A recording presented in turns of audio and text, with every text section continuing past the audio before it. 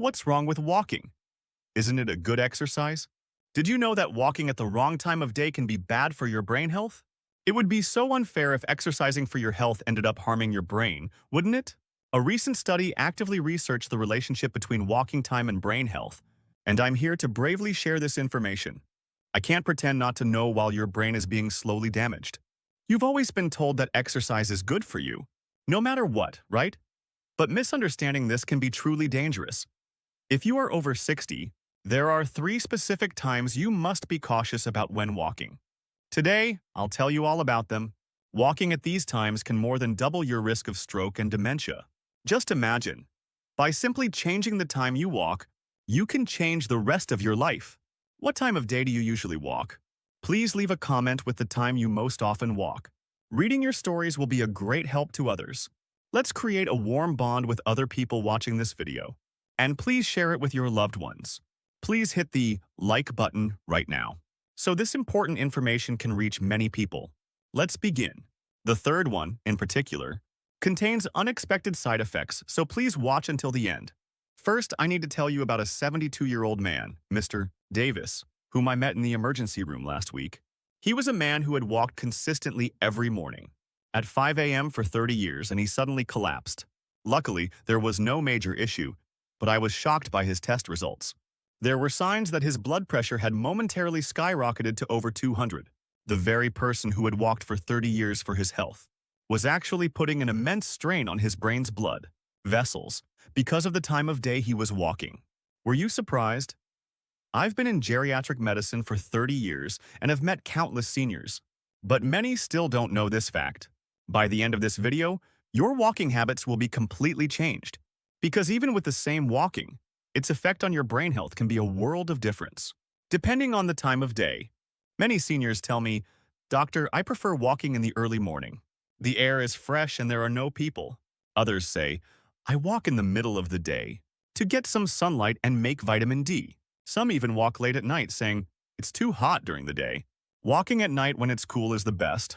All of these points sound reasonable. However, what I've discovered from treating thousands of patients over 30 years is that all 3 of these times can be poisonous to the brain health of seniors over 60. You didn't know this, did you? Most seniors are diligently exercising for their health, but they might be causing serious damage to their brains because of the time they choose to walk. I'll tell you the truth about this today. First, let's talk about early morning walks. Many of you wake up and walk at 4, 5, or 6 a.m., right? I see several patients a day who do this. They say, "Doctor, I'm a morning person. Waking up early to walk is what my body is used to." But when you look at our body's circadian rhythm, the story is completely different. The early morning hours are when a stress hormone called cortisol rises sharply in our bodies. Cortisol is the hormone that wakes us up and prepares us for the day. But the problem is it also raises blood pressure. Young people's blood vessels are elastic and can handle this change well. But for seniors over 60, blood vessel elasticity has decreased. What happens when you suddenly start exercising in this state? In the early morning? You might be surprised. Your blood pressure can spike 20 to 30 points higher than usual. One of my patients whose blood pressure was well managed at around 1 to 30 saw it shoot up to 1 to 80 after an early morning workout. She didn't feel a thing. She wasn't dizzy and had no headaches. But an MRI showed multiple traces of small cerebral infarctions. These tiny strokes can build up over time and eventually lead to vascular dementia. A bigger problem is that the early morning hours are the time of day when strokes and heart attacks occur most frequently. Statistics show that the highest stroke incidence is between 6 and 10 a.m. Why? Because it's a time of rapid blood pressure increase and higher blood viscosity. There's another important fact. Your body temperature is at its lowest in the early morning. Low body temperature means your muscles and joints are stiff, and your blood vessels are constricted. Starting to walk suddenly in this state not only increases the risk of musculoskeletal injury, but, more seriously, can mean that not enough blood is flowing to your brain.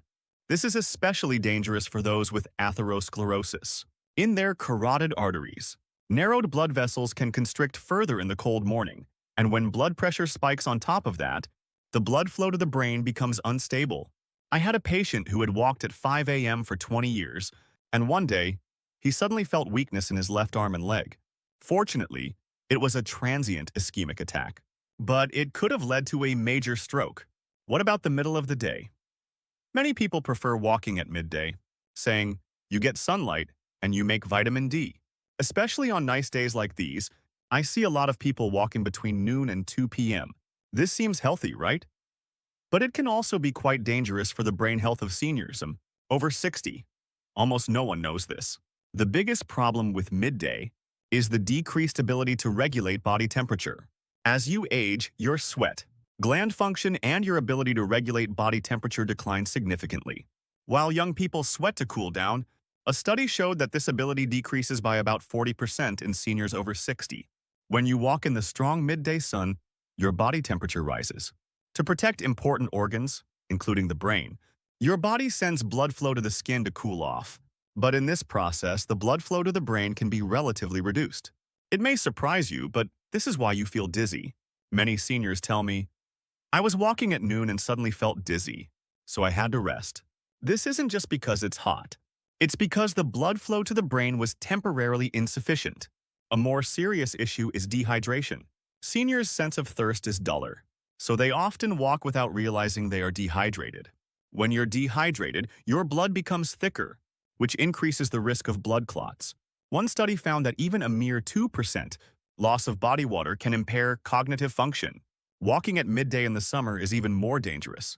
Last summer, I met a 68-year-old woman in the ER who collapsed from heat stroke after a 30-minute walk at 1 p.m. Her body temperature had risen to 104 F, and she was disoriented. Luckily, she recovered with quick treatment, but heat stroke can directly cause brain damage. Brain cells exposed to high temperatures can be damaged, and in severe cases, it can lead to permanent cognitive decline. One more thing, the strong midday sun is also bad for your eyes. It increases the risk of cataracts and macular degeneration, and these vision problems can lead to a decrease in physical activity, which in turn leads to a decline in brain health, a vicious cycle. Considering all of this, midday walking is much more dangerous than you think. Then what about late at night? Some of you might think, I can't walk during the day because it's too hot. Walking at night when it's cool is the best. I often see seniors walking at 10 or 11 p.m. in my neighborhood, especially in the summer. It seems nice and cool, but this is also very bad for your brain health. The biggest problem with late-night exercise is that it disrupts melatonin secretion. Melatonin is our body's sleep hormone. It starts being secreted when it gets dark and peaks between 10 p.m. and 2 a.m. What happens if you exercise at this time? Your body gets confused and thinks, it's time to be active, which suppresses melatonin secretion. As a result, you can't fall asleep easily when you get home. A lack of quality sleep is a direct hit to your brain health. Many people don't know this. Our brains clean up the waste products that accumulate during the day while we sleep. The toxic protein beta amyloid, a cause of Alzheimer's dementia, is removed during deep sleep. If the quality of your sleep is poor due to late-night exercise, this cleanup process doesn't happen properly. Eventually, waste builds up in the brain, which increases your long-term risk of dementia. A study found that people who sleep less than 6 hours a day have a more than 30% higher risk of dementia than those who sleep more than 7 hours. Late-night exercise is a major culprit in ruining this sleep pattern. There's another serious problem. Your blood sugar can drop after exercising late at night. If you exercise a long time after dinner, your blood sugar can fall. And if hypoglycemia persists while you're sleeping, your brain will be in a state of energy starvation. The brain uses glucose as its main energy source, and if the supply is insufficient, brain cells can be damaged. This is even more dangerous for those taking diabetes medication. I had a patient who lost consciousness from hypoglycemia in the early morning, after a late-night walk. Luckily, his family found him, and there was no major issue, but nighttime hypoglycemia is truly dangerous. Plus, it's dark at night, so the risk of falling is high. Seniors with poor vision might not see a small step or uneven ground and fall, and a head injury from a fall can lead to a brain hemorrhage,